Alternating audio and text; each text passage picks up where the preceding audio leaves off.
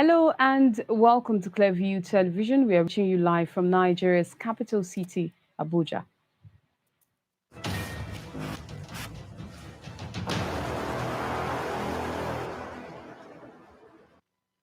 Nigeria's southeast region steps up demand to produce the country's president in 2023, urges all political parties to pick their presidential candidates from their region. Again, Kogi State Governor Yaya Bello receives kudos for his steadfastness towards promoting gender equality in public governance.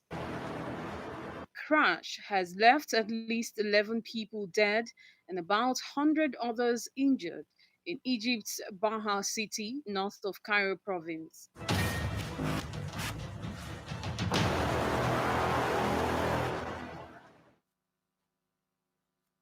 I am Prudence Okona with the details of these and more stories. The Southeast Social Cultural Organization, or Haneze Ndibo, has appealed to all political parties in the country to zone their presidential candidates to the region. Addressing a news conference this Monday in Abuja, President General for Haneze Ndibo Worldwide, Professor George Obiozo, said the Igbos who make up the geopolitical zone have waited long enough to occupy the number one seat in the country. Clearview TV's Nii Marayesa, who was at the media party, now completes the story. On the front burner of the social cultural group is the need for the Southeast region to have a shot at the presidency in the 2023 general elections. The President General of the Ohanese Ndigbo Worldwide appealed to all political parties across the country to zone their presidential candidates to the Southeast, stressing that the ongoing consultations are yielding good fruits.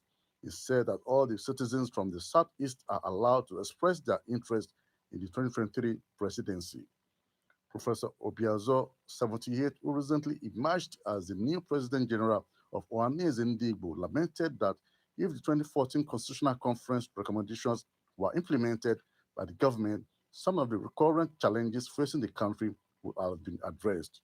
The last presidential election, how many, who were the candidates? Major candidates. All the major candidates, are they not from the same section of Nigeria? What are we talking about? In 99, is it not from the same zone? Isn't that true? So why are we trying to break our heads just because it's coming to our own? Give us our own choice. Will be made by us and their cooperation. But give us a chance. That's what the Igbos are asking. We deserve it. It's reasonable. What I'm trying to tell you, that conference was the nation's last attempt at remodeling our federalism. It failed because eating increases the appetite of those who the lopsided structure favors them. They don't want any form of restructure. They don't want any form of adjustment. And you don't blame them. Eating increases the appetite. He advised the businessmen of the Igbo extraction to develop the region. In fact, I must congratulate Igbo businessmen all over the country and all over West Africa for wonderful success they have made of difficult situations they have found themselves. What we're asking for them and from them is that please take some part of it to the Southeast. The Ohanese Ndigbo commended the 5 Southeastern state governors for the formation of the zonal security outfit, Agu, and assured that the social cultural group will support any move that will ensure security in the region and the entire country. Niyi Marayesa, reported for Clearview Television. The People's Democratic Party (PDP) has won all the 23 chairmanship seats in the Rivers State local government elections held on Saturday, April 17th. The chairman, Rivers State Independent Electoral Commission, retired Justice George Omereji, announced the results on Sunday at the commission's headquarters in Port Harcourt. Justice Omereji said the PDP also won all the 319 councillorship positions in the state. The People's Democratic Party (PDP) has demanded the dismissal of Nigeria's Minister of Communications and Digital Economy, Issa Pantami, over statements he made in the past in support of Islamic extremist groups.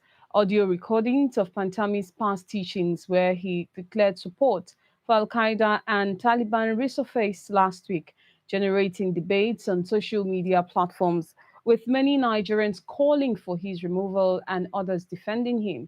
Pantami, an Islamic cleric, denied any links with the groups. He, however, admitted making the controversial statement supporting the religious groups. Nigeria's main opposition party, PDP, joined the call for the minister's resignation. PDP, in a statement signed by its spokesperson, Kola Olugbodinyo, said the party's position is predicated on the heightening concerns in the public space and in the international arena of possible compromises by the communications minister, who has access to sensitive government documents and information, in addition to data of all individuals, including high-profile personalities in the public and private sectors, as well as the traditional and faith-based circles. The party also charged the Department of State Security to probe Pantami for allegedly compromising the NIN registration exercise by giving room for the registration of aliens and invaders from other countries as our citizens. A prominent civil rights advocacy group, Human Rights Writers Association of Nigeria, HURIWA, has asked President Muhammadu Buhari to sack the Minister of Communications and Digital Economy, Issa Ali Ibrahim Pantami, over what it describes as his past affiliations to teachings of global jihadist movements of Al Qaeda. HURIWA has also challenged President Muhammadu Buhari to be courageous in arresting and prosecuting terrorists and bandits such as armed Fulani herdsmen who are about pushing Nigeria into a state of civil war by their unbridled quest to displace farmers all over the country so as to supplant themselves and other foreign-based headers. Huriwa also challenged President Muhammadu Buhari to expose and boot out all the sleeping sympathizers of Islamic terror networks embedded in his administration if it truly means to decisively dismantle all the terror cells in existence in Nigeria, and especially those who are actively threatening the territorial integrity of the Federal Republic of Nigeria. Huriwa wondered how the Nigerian government wants decent countries like the United States of America, United Kingdom, Australia, Canada, and the European Union to have confidence in a government under whose watch a self-confessed supporter of the teachings of Al Qaeda is the Minister of Communications and Digital Economy. In a statement signed by its coordinator, Emmanuel Onwubiko, the rights group said religious ideology and indoctrination is a dangerous and toxic phase that takes some greater amount of radicalization to be able to overcome. It therefore asks the Minister of Communications and Digital Economy to resign in order for him to have a good enough time to undergo de-radicalization, because it is impossible that he has abandoned the ideology he once espoused. And many Nigerians have wondered why those appointed in public offices in the country hardly resign even when they find out that the reason for the appointment or what attracted them to the assignment may have been compromised by the same people that gave them the job. Over the years, Nigerians have watched as governments and administrations fall below expectations morally and administratively. Trust Nigerians. They don't waste time calling on affected individuals to and officials to resign. They see this type of action as the honorable way out of a mess, but are such affected people ever ready to bow out honorably? Clearview TV's Mercy Eke attempts to find out why by conducting a vox pop on the streets of Abuja, the Nigerian capital. The reason why they don't want to leave the power is that the power is very sweet too. Once you have the power, they don't want to leave the power. Or better still, most of them, they are greedy. Once they are holding the power, they don't want to leave it.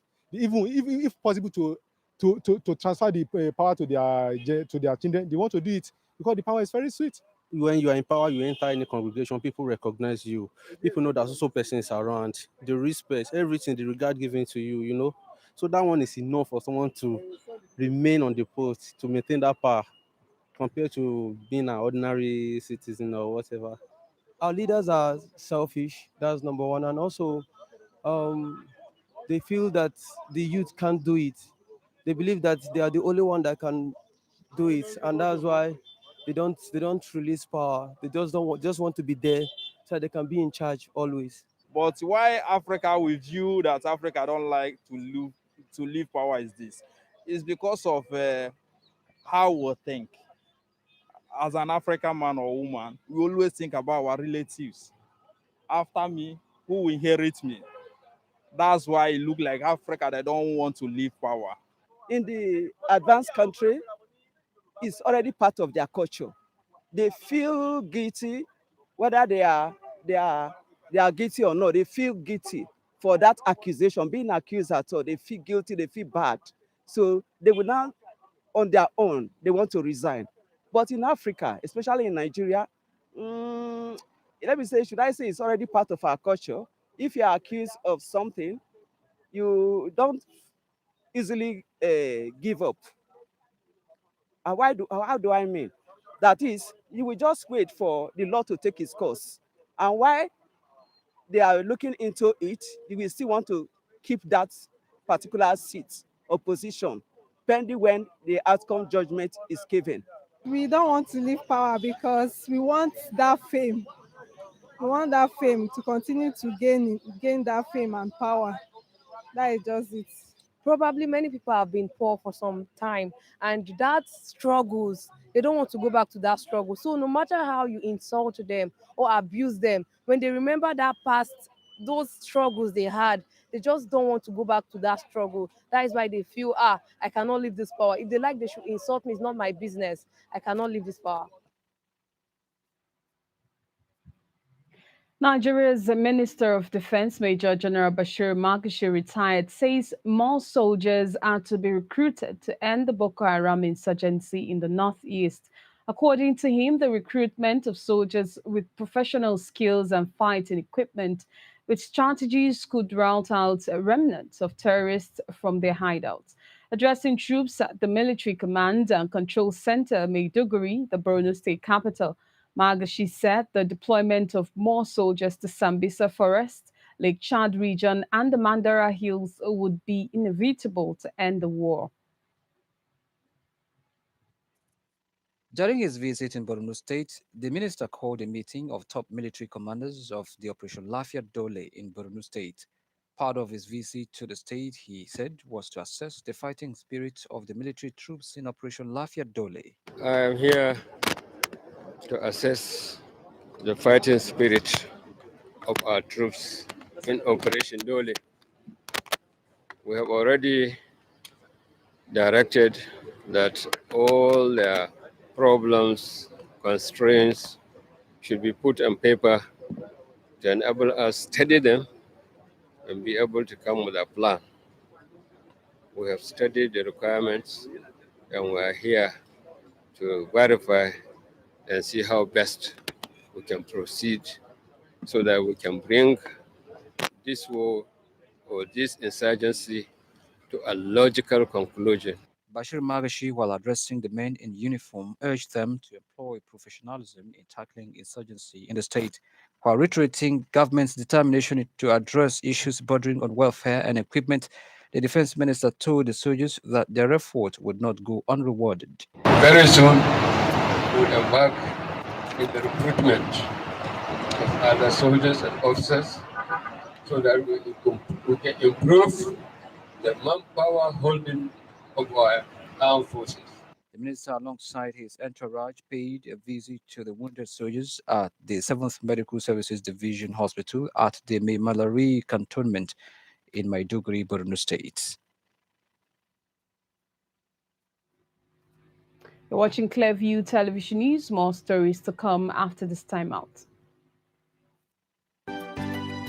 Clearview TV is online. Hello and welcome to Clearview Television News. We're reaching you live from Nigeria's capital city, Abuja. But the daily 7 p.m. news is broadcast on DSTV channel 255, MITV, with particular reference to gainful employment for all. You can also link up as you like us on Facebook, Clearview Television, and subscribe to our YouTube channel, Clearview TV.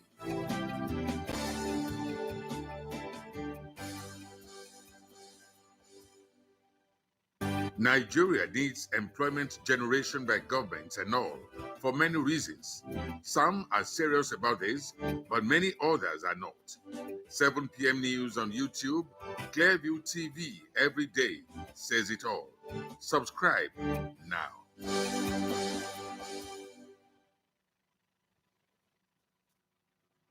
You're welcome back. The Ibira Opete Women Association in Kogi State has commended Governor Yaya Bello for providing an enabling environment for women to add value towards the delivery of good governance in the state. The president of the association, Fatima Suleiman Abu, who gave the commendation during the 25th anniversary of the association in Lokoja, said Governor Bello has demonstrated that 35% gender equality affirmative action is possible in Nigeria. The association particularly noted with satisfaction the governor's support, which led to the emergence of all the 21 vice chairpersons during the last local government council elections in the state.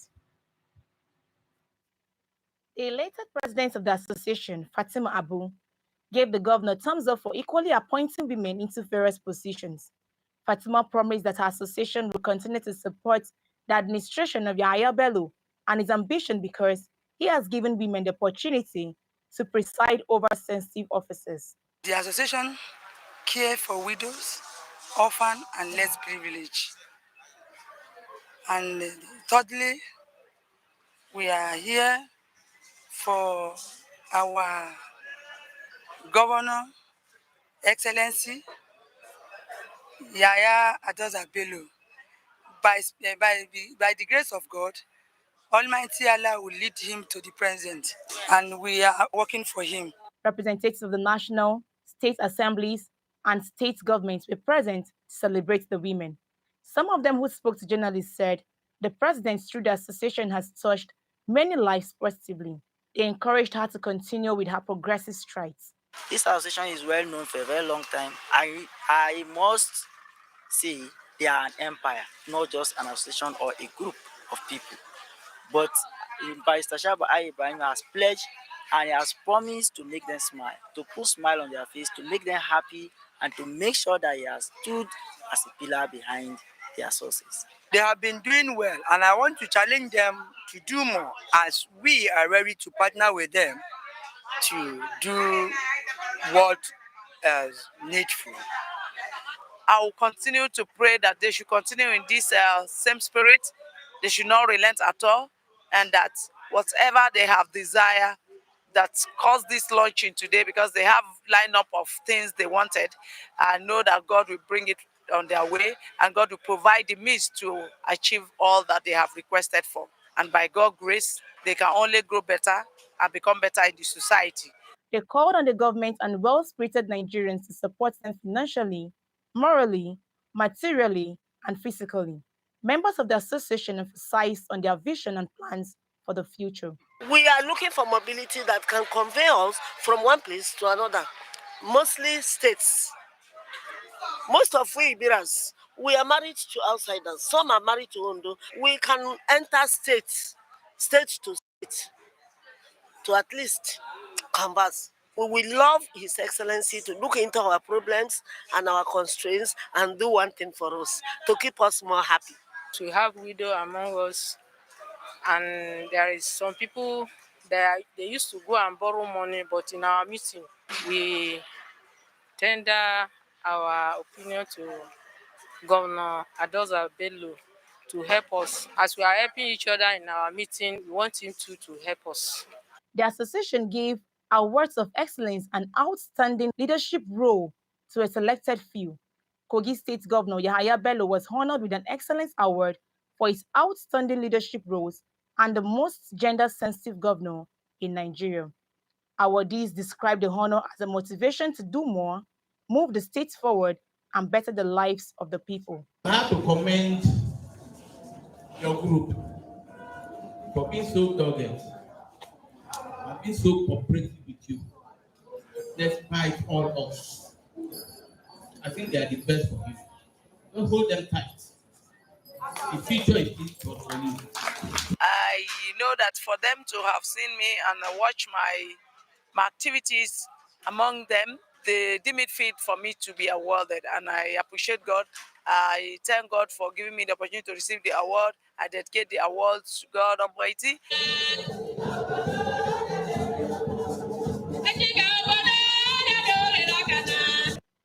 Mercy Eki, reporting for Clearview Television.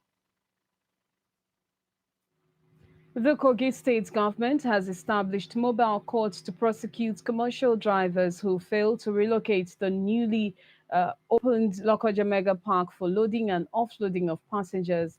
The state security advisor and chairman of the Mega Park Implementation Committee, Jerry Omoda, who sounded the note of warning while briefing newsmen at Government House, Lokoja, however, commended the stakeholders for their cooperation in the transportation management in the state.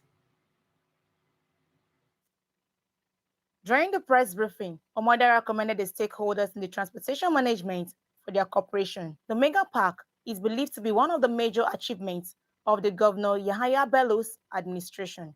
And I have the authority of His Excellency to appreciate all the associations. The cooperation we receive from the union is overwhelming. We are grateful, and it's going to be a jolly business outfit will be carried out at that place. While fielding questions from journalists on the success of the relocation of all motor parks within Lokoja Metropolis to the mega park, Omodara said the notice to quit mini parks has been served to the operators, adding that law enforcement agencies will be on ground to enforce total compliance. The Executive Governor of Kogi State, Alhaji Bello, has directed as follows. 1. That all motor parks in Lokoja Metropolis are hereby closed and directed all vehicles for passengers to move to the Lokoja Mega Terminal immediately.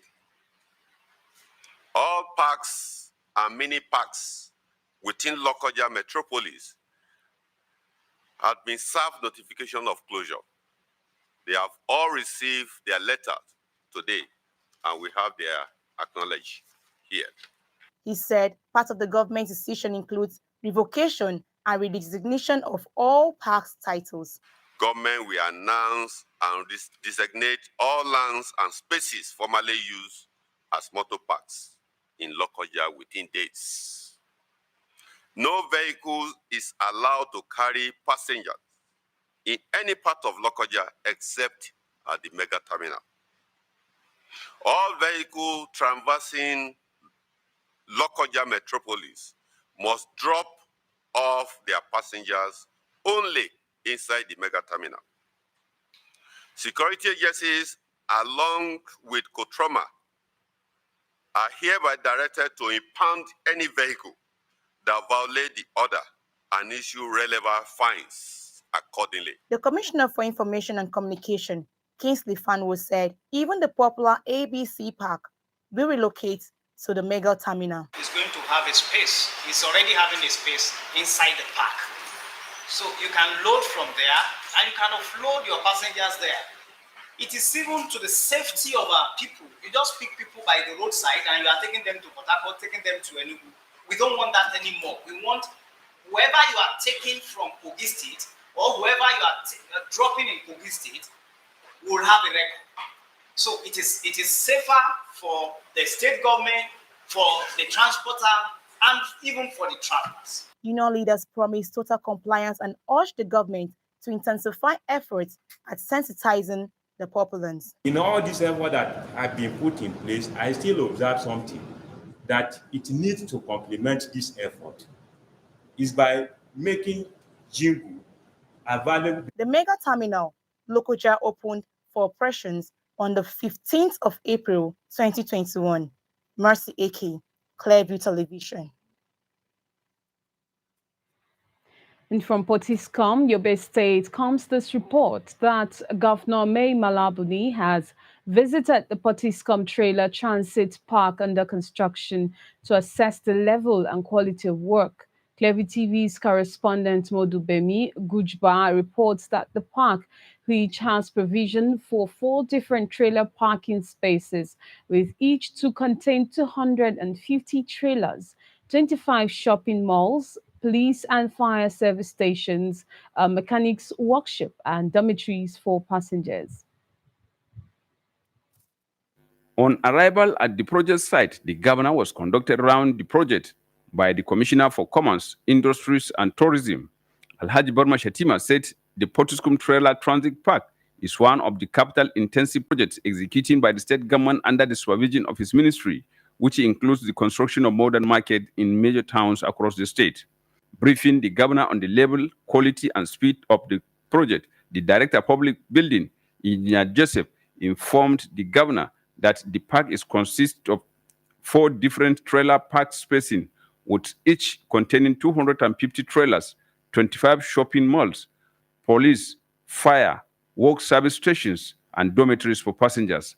Have about 4 parking spaces for trailers, 2 at the side, 2 at the side. It's going to contain about 1,000 trailer parking space here. Here we have other facilities. We have the admin blocks here.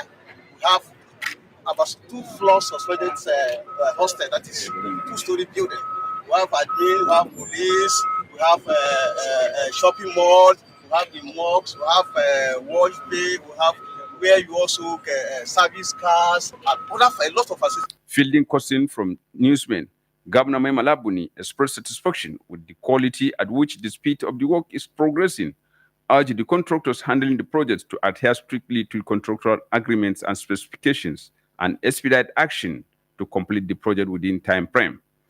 The governor said his administration in the state will not compromise standard, as the state government is supposed to have value for its resources. Basically, we are here to ensure that we are seeing the value for our money and to encourage the contractor to adhere strictly to the contractual agreements and to ensure that they also keep to time, because we want to commission this project to the benefit of the public as soon as possible. Buni explained that the project is modest to his administration, which is expected to provide about 5,000 direct employment opportunities to the people across the state, with a value chain and other indirect employment opportunities. The governor assured the readiness of the state government to live up to its obligations to ensure timely completion of the project for the benefit of the people. Modubemi Gujiba reporting for Clearview Television from Damatru. The Nigeria Civil Aviation Authority, NCAA, has formally granted operational license to Bayelsa State International Airport to commence daytime commercial flights. The NCAA's Director General, Captain Musa Nuhu, who conveyed the approval after a final facility inspection visit to the airport. Bayelsa witnessed its first flight under the former governor, Saraki Dixon, on the 14th of February 2019. Though its operational license wasn't approved due to non-completion of the perimeter fence, among other requirements. 2 years later, under this current administration of Governor Doidiwe, Musa Nuhu, the Director General of the Nigerian Civil Aviation Authority, went for inspection with some airlines to inspect the airport alongside the State Deputy Governor, Lorenzo Rujapo. As far as we're concerned, the airport has met requirement to resume operations for visual daylight operations. And now with time, when some other issues are resolved, they will have full nighttime operations. We are working around the clock. Ibom Air was here yesterday to undertake inspection, believing that in the next couple of weeks, we should be able to carry commercial flights from here to Abuja and Lagos. Those are going to be our first routes. The airport has finally met its requirement to resume daylight operation. The license was formally handed over to the governor, who said this is a major feat. He expressed the belief that this latest achievement will attract investment to the state. Having been briefed of certain requirements, just as the DG mentioned, about 27 of them or so, to be met. We wasted no time in approving what was necessary. And so Bayelsa State will be a conveyor belt, not only for oil and gas, but even for other economic activities within the South-South and the Southeastern region. Recall that Governor Doyi Duri has been very optimistic that the airport would lead to significant turnaround for the economic development of the state if it finally becomes operational. And more than 2,000 persons were displaced from their ancestral homes after the recent communal clash between the people of Lunguda and Waja communities in Gombe State. The clash had escalated to Guyuk local government area of Adamawa State following the terrible conditions that they are being exposed to. The displaced persons are now calling for swift intervention by the authorities to save them from further hardship. It is one clash too many for the communities of Lunguda and Waja in Adamawa State. These clashes have left the dwellers maimed, injured, and several others killed, property worth millions of naira destroyed, and many others displaced. Some of the victims of the recent clash have scampered for safety in an unknown camps. Others have taken refuge at the Central Primary School, Puyok. They are calling on the government to find a lasting solution to the repeated crisis between the two communities.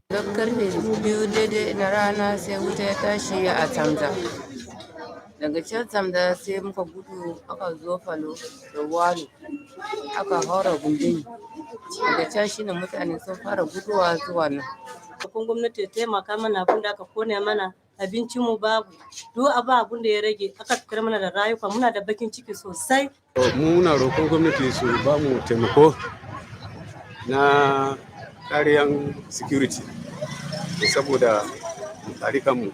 Kewa gwamnati gaskiya ya shiga tsakaninmu da wayannan mutanen da muke kira waja domin gaskiya da shekaru muna mun jima da irin haka gaskiya muna samun matsala yanzu da ƴaƴanmu suna fama dukkan in ka shiga jeji na ba abin da za mu samuwa daga kashe-kashe da nakasa dabbobi sannan tiyan shine idan an yi hakan sai a kwashi dabbobi ana tafiya su dukiya ana deba ana tafiya su muna kiran gwamnati da Allah ya shiga tsakaninmu ya shiga tsakaninmu zai kawo mana dauki ya tallafa mana ga yara suna kwanci. Amadou Fintiri, the Adamawa State Governor, during a visit to the camp, said there is a peace-building process between the two communities, and this is expected to continue. We taking control na wannan area ko gobe ne idan Allah ya sa za ku koma wannan kauyukan akwai isasshen jami'an tsaro. The governor expressed the hope that with the government working tirelessly to beef up security in the communities, peace will return to the communities and the residents would heave a sigh of relief again. Zamfara state government says it has so far spent 2.1 billion naira on the purchase of essential commodities for distribution to various categories of people as Ramadan welfare.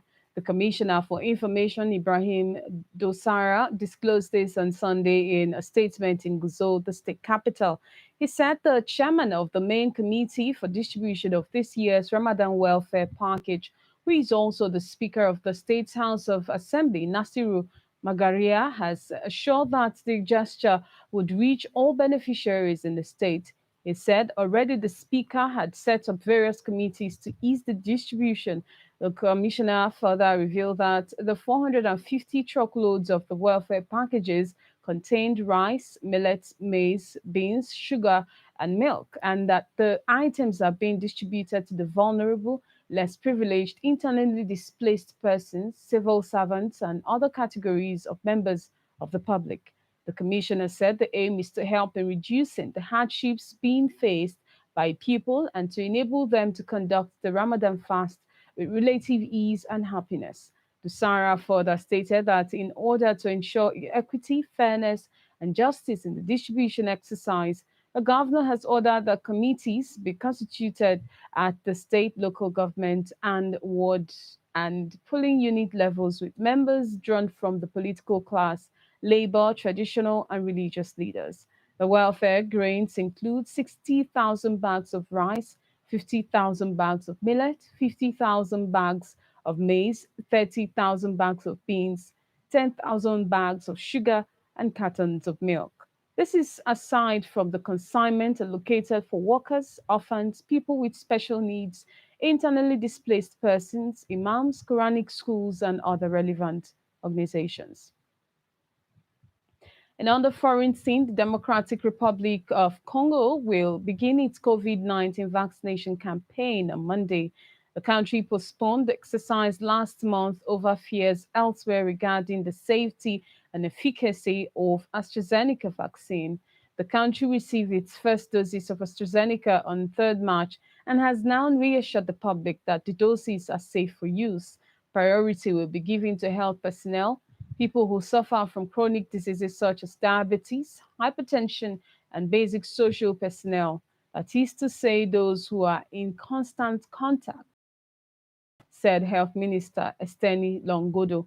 Some countries had halted the use of AstraZeneca vaccine after studies in South Africa questioned its efficacy on the variant that is dominant in the country. South Africa told the doses it had acquired and prioritized use of the Johnson & Johnson vaccine, but it paused its vaccination campaign last week after the US suspended its rollout because of a suspected link to the rare blood clots. And 11 people were killed and about 100 injured on Sunday in a train accident in Egypt's Columbia province north of Cairo. Railway authorities say that at least 4 train wagons ran off the tracks at the city of Banha in the province. Egypt's health ministry said in a statement that at least 100 others were injured, while around 60 ambulances were sent to take the injured from the scene to nearby hospitals. The train was traveling to the now Delta city of Mansoura from the Egyptian capital, the statement added. Sunday's train accident came 3 weeks after 2 passenger trains collided in the province of Soghag, killing at least 18 people and injuring 200 others, including children. Egypt has a history of train wrecks and mishaps. The railway system has a history of badly maintained equipment and mismanagement. The government says it has launched a broad renovation and modernization initiative. And 2 men died after a Tesla vehicle, which was believed to be operating without anyone in the driver's seats, crashed into a tree north of Houston. Authorities said there was no one in the driver's seat. The 2019 Tesla Model S was said to have been traveling at high speed when it failed to negotiate a curve and went off the roadway, crashing into a tree and bursting into flames. After the fire was extinguished, authorities located 2 passengers, with one in the front passenger seat while the other was in the back seat of the Tesla. The report said, citing Harris County Precinct 4 police officer Mark Herman, the accident came amid growing scrutiny over Tesla's semi-automated driving system following recent accidents and as it is preparing to launch its updated full self-driving software to more customers. The Tesla CEO, Elon Musk, said in January that he expects huge profits from its full self-driving software, saying he is highly confident the car will be able to drive itself with reliability in excess of human this year. Now to football, Jose Mourinho has been sacked by Tottenham after just 17 months in charge. The Portuguese replaced Mauricio Pochettino as sports manager in November 2019 and guided the club to the 6th in the Premier League last season. They are currently 7th, having picked up 2 points from their past 3 league games and were knocked out of the Europa League in March. Spurs faced Manchester City in the Carabao Cup final on 25th April. On Sunday, Tottenham were one of the 6 Premier League clubs to announce they were joining a new European Super League, but it's not related to Mourinho's sacking. Mourinho's coaching staff of Joao Sacramento, Nuno Santos, Carlos Lalin, and Giovanni Sierra have also been sacked. Mourinho's last game in charge was a 2-2 league draw at Everton on Friday. And that'll be all, but before we go, a look at our top stories.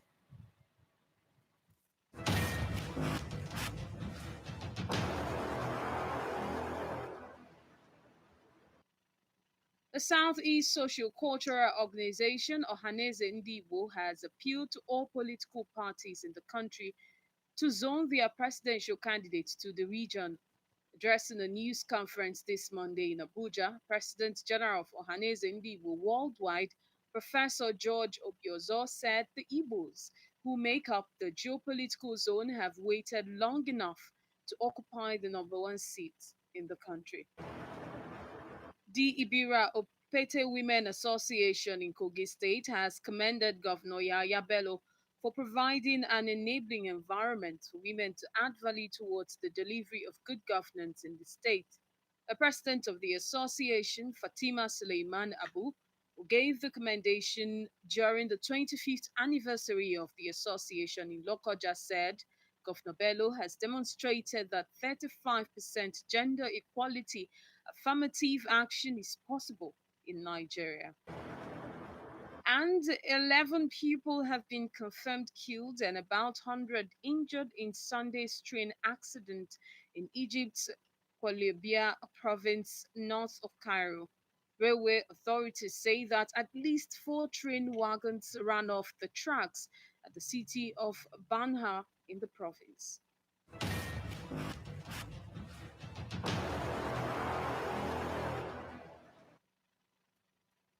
Remember, you can subscribe to our YouTube channel at Clearview TV. Like us on Facebook at Clearview Television. Follow us on Instagram at ClearviewTV_NG. You can follow us on Twitter at Clearview Online.